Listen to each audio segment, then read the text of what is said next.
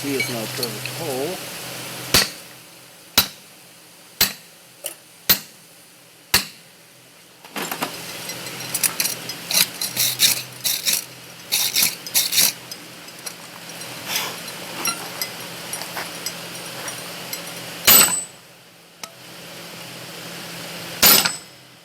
We've just lined the column up, so we'll release it now. But you're going to sign it. Oh, yeah, I'll sign it.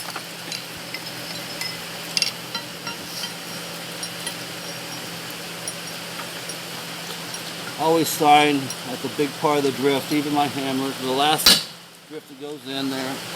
These top tools go through in one direction. If your handle falls off, your tool falls off your handle,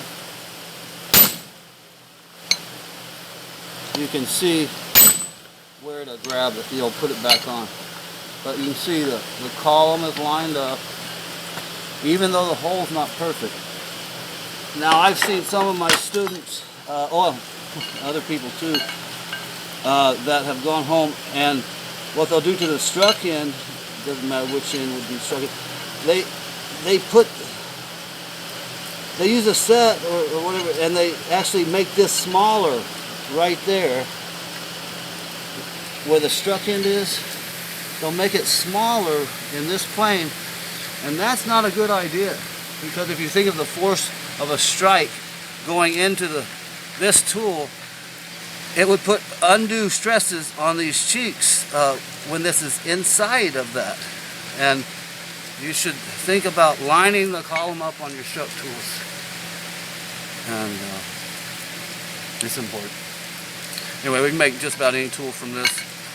And too bad I hit that little thing, but not a big deal. Okay, we're gonna make a punch with this one. We'll go to octagon first.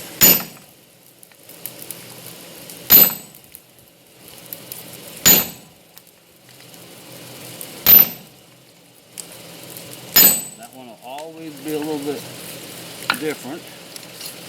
I'm gonna go ahead and hit that side because you see it got wider there too. So now I'm gonna go 16 sides.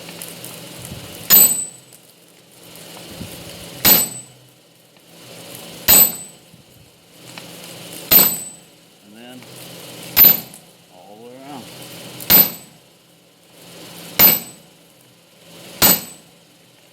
The reason I do this on a punch is the way I have to draw out a punch with a striker. I can't do that on my anvil. So what I'll do is do it with drawing dice, but I make it round at the base because I won't be able to get up all the way to the base with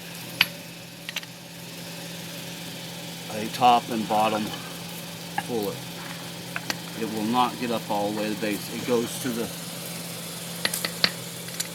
center of the tool is where it starts. So you're missing, you won't be able to hit up all that way. And yes, making it round, when you go to diagonals, it starts to pucker this in.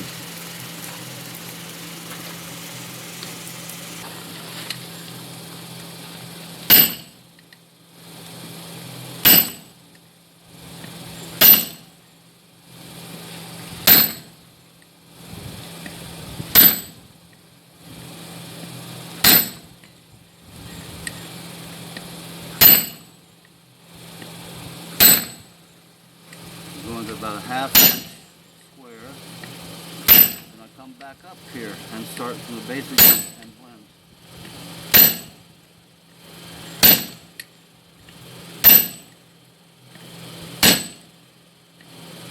I'll go up to the base and make a run.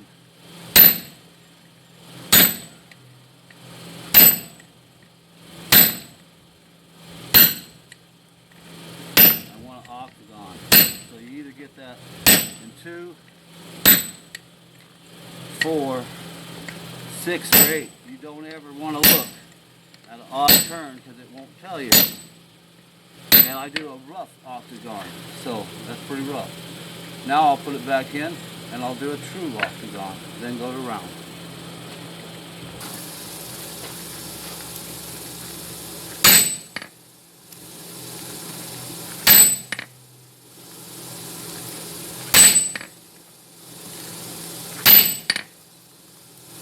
16 size.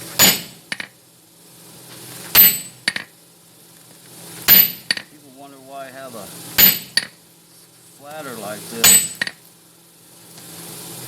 instead of square like you see in the stores. Well, this is why. If you look, it's longer on the diagonal than it is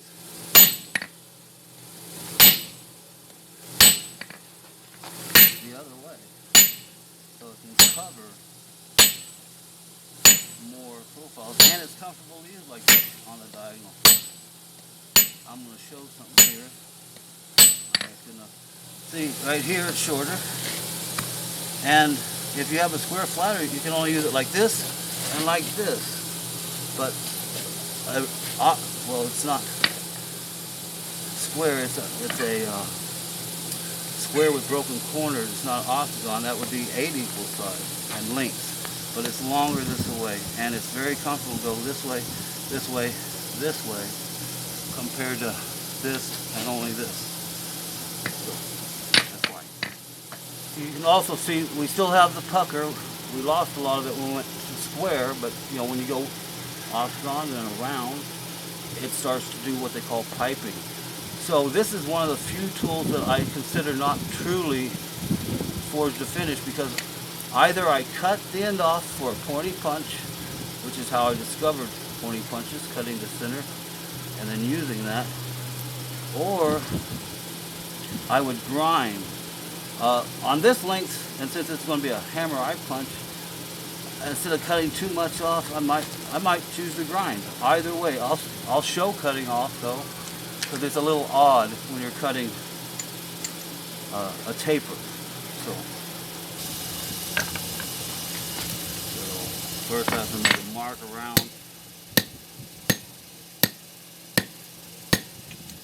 And yes, cutting on a taper can be odd. You saw right then and there where I didn't hold the taper exactly. So it pushes it right down to the anvil again. Now I'll start cutting. I'm going to go ahead and heat it up. And I missed that one little spot. You want to watch.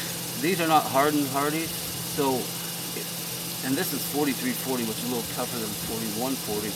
But if you were to let that get black and present that to your chisel, it's almost like a chisel hitting a chisel. You could you can damage this because it's not hardened with those little bitty things that get black teeth.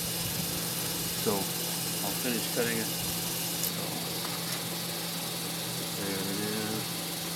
Trying that there.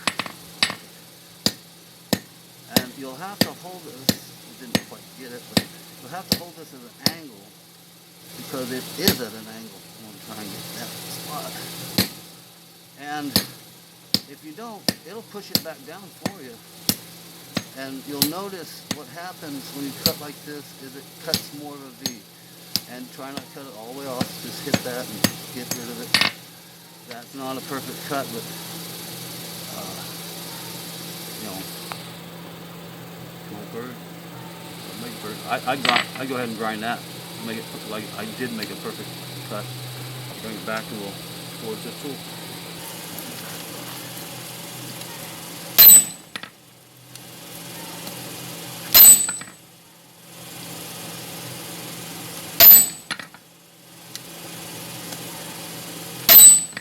It's you. I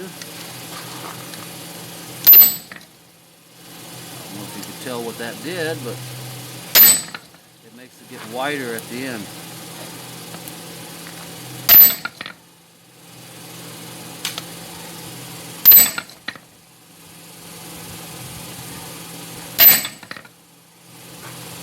One more hit. There's the hammer eye punch for a good sized hammer. You want it wide down there. The rest of the grind,